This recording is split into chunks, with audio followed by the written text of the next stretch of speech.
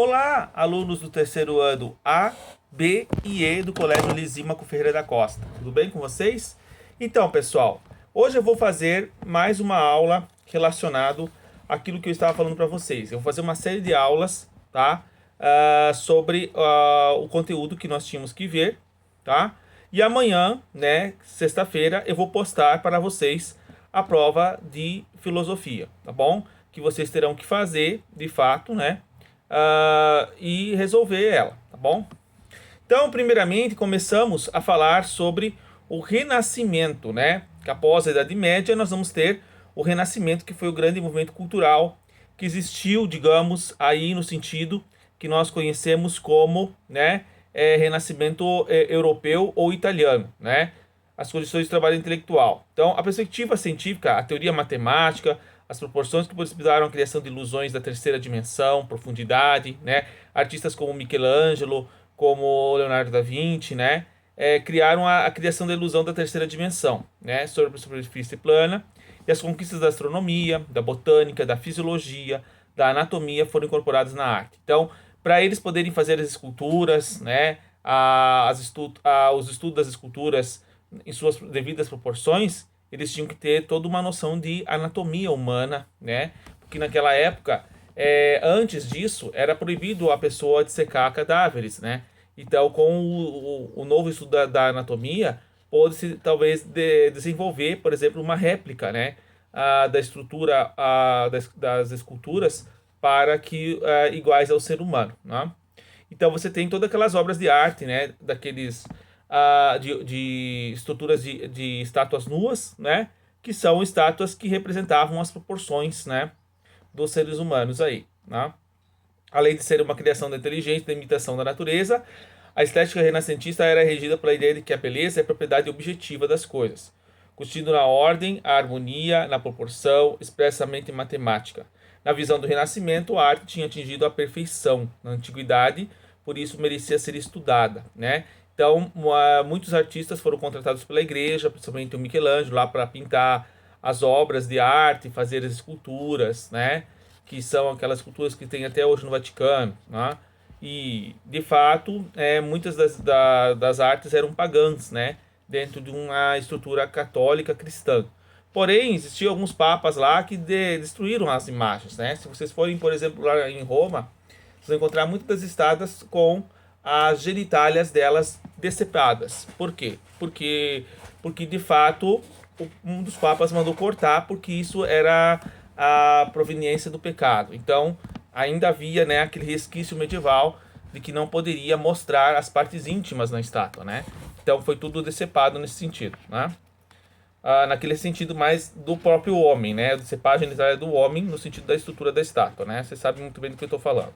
Bom, de todo caso, né, o racionalismo e o academismo na estética normativa, né, você vai ter artistas também, críticos científicos. O Descartes nunca escreveu nenhuma noção sobre estética, porém o seu estudo do racionalismo estético no século XVII e XVIII tentou estabelecer normas sólidas para fazer o artístico, mediante a dedução de um axioma fundamental que pode ser expresso no seguinte tema: a arte é uma imitação da natureza que inclui o universo normativo, essencial, característico, ideal, né?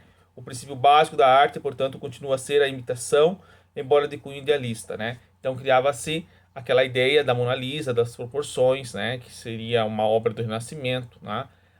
Geometricamente perfeito, né? As situações onde são colocadas todas as estruturas de arte da época renascentista, né? Então a estética normativa estabeleceu-se regras do fazer artístico, imitando a criatividade, a individualidade, a intuição artística. O academismo acabou por restaurar a vida da atitude naturalista da arte, abrindo espaços para delegações e propostas novas. Aí nós vamos ter o John Locke, que vai ser o contrário do racionalismo, né, no inglês, né, que a beleza não é uma qualidade das coisas em si, mas um sentimento na mente das que a contempla, uma vez que o julgamento de beleza não se refere a nenhum objeto fora do sujeito, somente a sentido de prazer trazido. Então, precisa ter o sujeito também, além do próprio objeto, para se fazer, né, a prática da arte. Aqui ele vai falar também o seguinte, né? Aí nós vamos ter o David Hume, né, que é um dos grandes empiristas aí, que vai criar a ideia do sentimento de gosto, né? O primeiro é perceptivo, isto é, aquele em que percebemos a qualidade dos objetos. O segundo é o estágio afetivo, no qual sentimos a beleza, o prazer da beleza, o desprazer, deformação, ativado a percepção dessas qualidades. Então ele vai dizer que todo gosto pela arte vai estar ligado a um princípio de prazer, né? Então ele vai criar essa noção, né? Os empiristas vão criar essa noção, e desse princípio de nascer, esse princípio de prazer vai gerar o sentimento de gosto, né? Segundo o Hume, temos um padrão para definir certas percepções e outras. O fato de que existirem obras de arte universais que agradam a muitas pessoas por séculos e várias partes do mundo demonstra que a mente naturalmente tem prazer na percepção das propriedades, o que significa que a mente opera com base no princípio de gosto, né? Hume, duas fontes de diferenças de gosto: os diferentes humores dos indivíduos e as diferentes culturas, ou seja, há maneiras e opiniões particulares de uma época ou sociedade. E por causa dessa diferença no gosto, afirma que o padrão só existe quando os juízes verdadeiros dão um sentido verídico e conjunto. Um exemplo de gosto que muda durante a história, né? Nesta época do período renascentista, por exemplo, no período moderno, as mulheres gordas eram consideradas bonitas, né? Eram mulheres que tinham a capacidade de gerar filhos, de serem mulheres de fato, sim, né? Esposas bem, saudáveis. Hoje vocês sabem que o padrão muda, né? As pessoas não querem as pessoas gordas, porque isso não é uma estética perfeita, né? A estética perfeita seria um corpo atlético, musculoso, né? Totalmente estruturado, né? Tanto da mulher, magrinha, fininha, né? Sem barriga, e o homem todo musculoso. Esse seria o padrão de beleza, né? Atual, e não aquele padrão de beleza que existia, né? Nas épocas antigas. Ao distinguir as meras diferenças de gosto das diferentes originárias percepções, ao entender que essa última tem um padrão de realidade da matéria, Hume oferece uma base valiosa para a compreensão das normas estéticas. Na crítica da faculdade do juízo, né, elaborada em 1790, Tratado da Fundação de Estética Moderna integra a teoria da estética de um sistema filosófico completo, cuja influência é tão clara hoje, 4 décadas posterior à sua publicação. Então, Kant ele vai ser o grande inovador aí, né, no sentido da estética. Então, muito próximo do Baumgarten também, que cria, né, aquela noção do conceito de estética aí. Faz o exame crítico da faculdade humana de sentir o prazer, descobrindo o terceiro ramo da filosofia, que seria a teoria metafísica, a teoria prática na ética, cujo princípio a priori, o filósofo ocupa-se do julgamento estético, expressando de maneira lógica muitas ideias e doutrinas das estratégias inglesas, modelando um sistema coerente, né, a base do prazer e do belo. Então ele vai dizer o seguinte: a experiência dá-se no síntese entre esses dois poderes, a mente, né, e a sensação material, e aprendida e ordenada. Dentro desse conceito, resultando num pensamento, o julgamento que algo é belo. Kant dá o nome desse julgamento chamado de julgamento de gosto, né, puxando um pouco a ideia do prazer, né, da ideia do sentimento de gosto de Hume, porque ele vai ser influenciado pelo Hume. Ele vai dizer que nós temos um juízo estético, que nós julgamos a arte pelo julgamento pelo nosso gosto pela arte, né? O julgamento para Kant significa a experiência que resulta de uma afirmação sobre algo, ou mais genericamente a consciência de que algo acontece, né? Está aqui escrito no livro de vocês. E ele vai dizer o seguinte: existe o prazer desinteressado.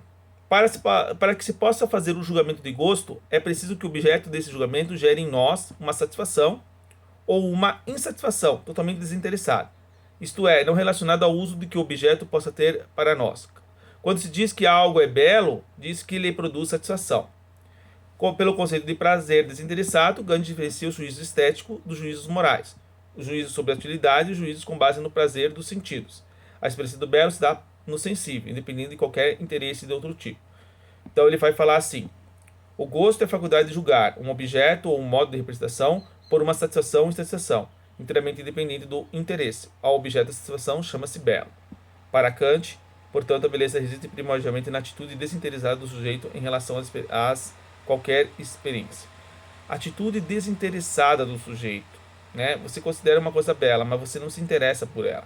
Um exemplo que eu posso dar, que eu sempre falo em relação a esse julgamento: você vê um carro antigo, né? Digamos assim, na rua. Você vê aquele carro muito bonito,